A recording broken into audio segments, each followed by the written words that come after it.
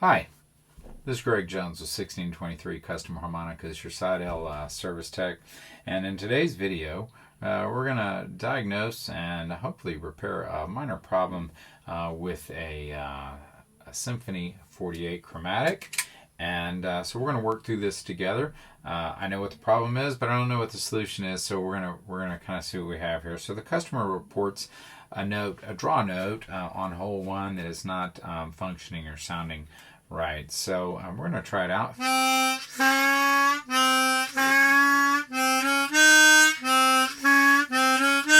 Okay, so as we can hear, obviously that first note with the slide out has a bad sound to it. Okay, so let's troubleshoot this. So first of all, what we want to do, let's look at this. First, we know that it's on the one hole and it's on the draw, and if you'll see, it's with the slide out. So we'll see that the hole in the slide there is on the top. Okay, and so this is a crucial thing to observe or notice. The Symphony 48 is cross-tuned. Okay, and so what cross-tuned means is that there will the reeds are in an alternating sequence instead of the C plate being all the way across the top, as would be let's say on a Seydel Deluxe. The holes alternate. Okay, so when we're troubleshooting a problem, we need to make sure that we're aware of that. All right, so let's see what we can figure out on this. As you know, I always recommend working over a towel or a napkin, and the reason I suggest that is because you're inevitably going to drop screws, and when you do, this will dampen them. They'll keep them from bouncing off and getting lost.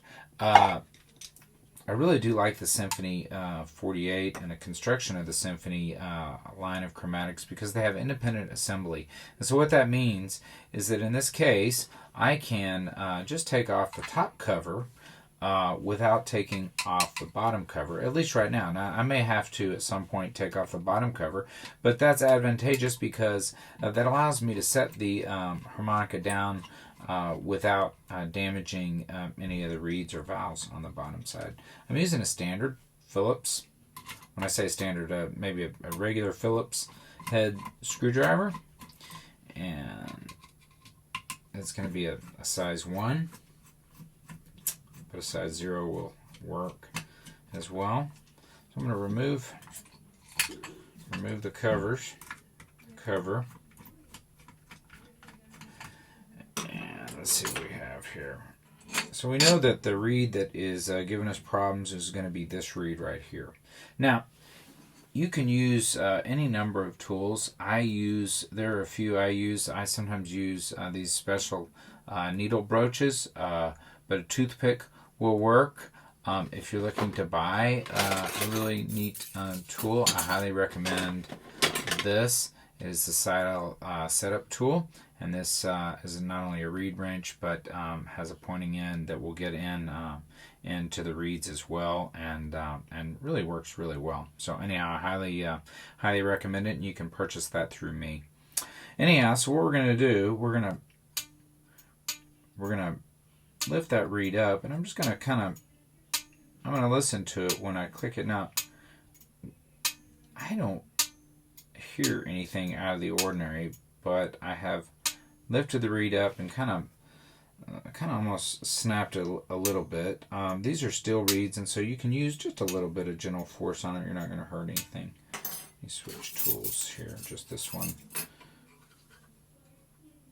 Now, you want to be careful when you're working that you don't damage the adjacent valves.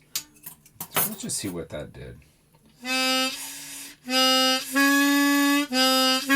Okay, so that didn't really help our problem, or it didn't appear to, at least. So I'm going to go the other way with it and just see if maybe that helps.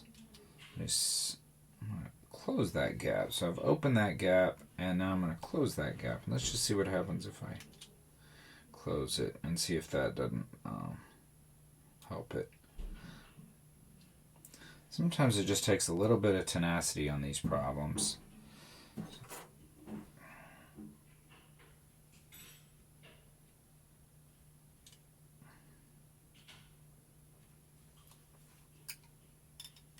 Okay, so I'm still hearing it.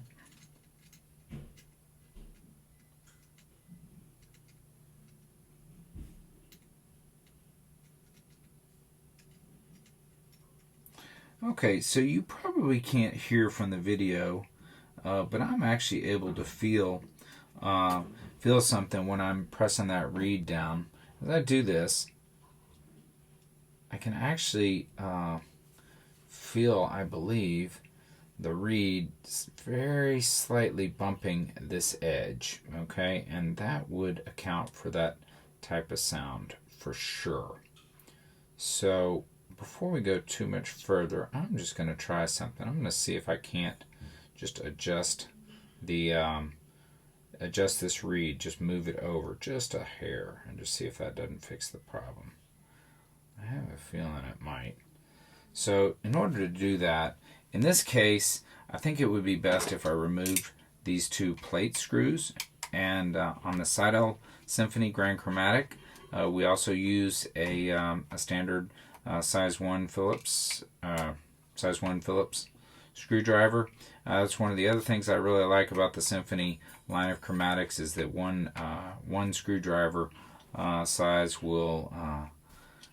is all you need to disassemble the entire chromatic. It's a really ingenious design by Seydel. So I'm going to take these screws out here. Now what I'm going to do, I'm going to use this reed wrench, and I'm going to put it right in just like that, and see if that doesn't work. So let's see if that doesn't. And if you don't have a reed wrench, there are some other options you can try. So I'm getting that reed wrench set, and it's a little tricky to use, and you just barely move that reed one way or the other. Okay, so now I've moved that reed. You probably don't notice, but I moved it in that direction, and now the reed is actually partially sitting over. See, it's actually stuck in the slot there, which means I moved it too far. So now I'm just going to come back the other direction a little with it, and see if that doesn't help.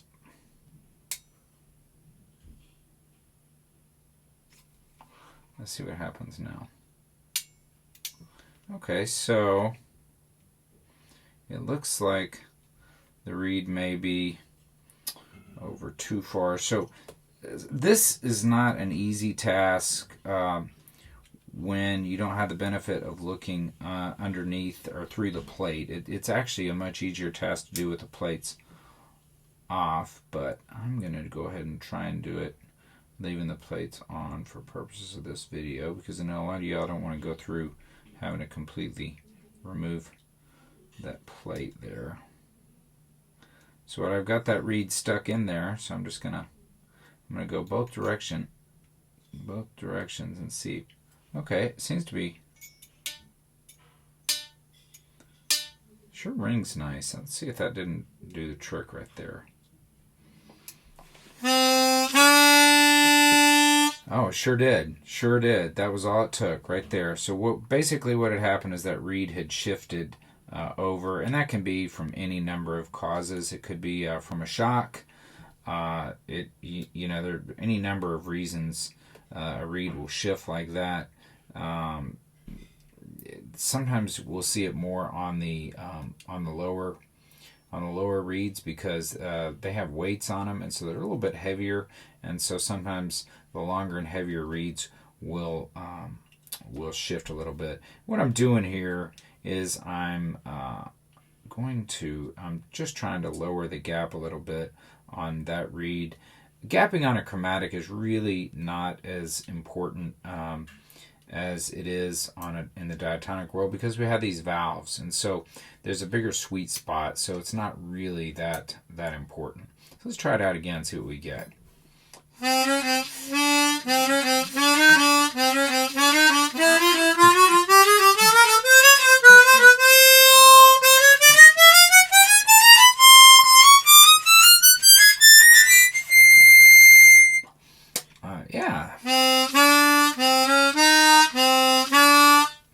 happy with that gap. I don't think it's really that bad, and most people would probably not even notice it, but I'm going to go ahead and just try and lower it just a little bit more. But I'm really getting really good response and good sound out of this, so it's not going to be that big a deal right there.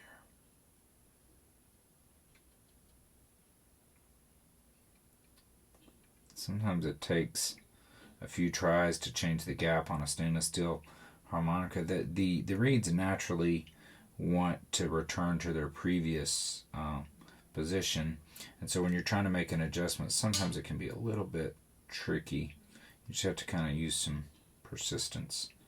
I'm just going to really set that down. If I really needed to, I can pull this plate off, and I might go ahead and do that anyhow. You'll see this magnetic, the magnet that works the slide is actually picking up my screwdriver there. That's what happened.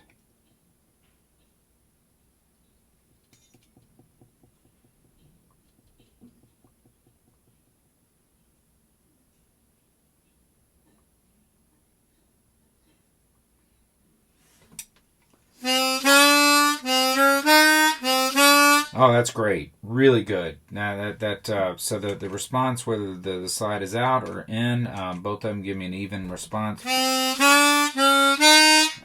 So it works really well. So that was our problem. It was merely just a reed that's out of alignment, and pretty simple fix, especially with the handle Seydel setup tool. There are some other ways you can sort of adjust a reed like that, but I really recommend getting a reed wrench. Sometimes you can put a pair of pliers on there, but a specially designed and built reed wrench is really the way to go. So now I'm going to reassemble.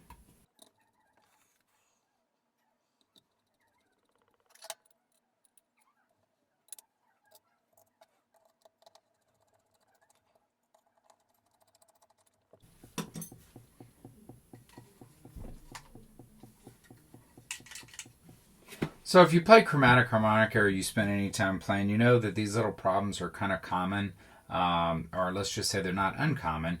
And even the highest quality chromatics will develop these really small and somewhat annoying problems, and most of them can be very easily fixed. As a chromatic player, I always tell chromatic players two things. One is you really need to do it right and study under the direction of a teacher. I think that's very important. And one of the first things a good teacher should be teaching you to do is how to appropriately maintain your chromatic. And of course, sometimes we're just going to have to send them in. There are going to be some problems that are just a little too big. And I understand the apprehension when we start taking a chromatic apart. But if you're going to play it for any length of time and develop proficiency in the instrument, you have to get kind of comfortable taking it apart. Anyhow, I hope this video was helpful.